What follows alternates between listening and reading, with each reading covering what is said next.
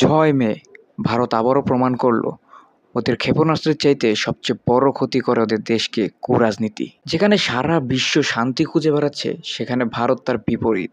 ভারত খুঁজছে কোথায় গোলা মারলে ভোট 2টা বেশি আসবে। ये बड़ी अच्छी बात कही आप। ভারত এমন একটা দেশ যারা চাঁদের মাটিতে রোভার পাঠিয়েছে, কিন্তু নিজেদের মস্তিষ্কের কোণে এখনো বালি জমে আছে। পাকিস্তানে মিসাইল নিক্ষেপ করে ভেবেছে বিশ্ব তাদেরকে নিয়ে হাততালি দেবে। পাকিস্তান বলেছে শান্তি চাই, দুর্বলতা না। এবং ভারতকে সুস্পষ্টভাবে বলে দিয়েছে, তোমরা নাটক করলে আমরা তার বিপরীতে রিয়েলিটি শো বানাবো। सिस्टम पार देंगे, सिस्टम पार देंगे।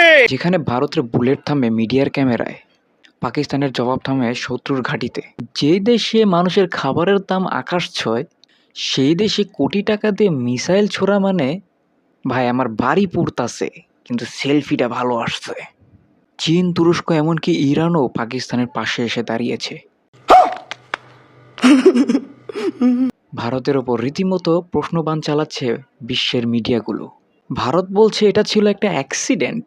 সরি ভাই, পারমাণবিক মিসাইল অ্যাটাক একটা যে অ্যাক্সিডেন্ট, এটা মনে করো তোমাদের মতন মাথায় যাদের বুদ্ধি নাই তাদেরকেই বুঝ দিও, বিশ্বের মানুষদেরকে বুঝ দিতে আইসো না।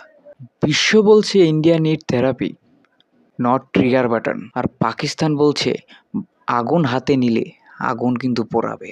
বন্ধুরা, তোমরা কি মনে করো, ভারত কি নিজেই নিজের কবর খুঁড়েছে? কমেন্ট বক্সে কিন্তু জানিয়ে দিও।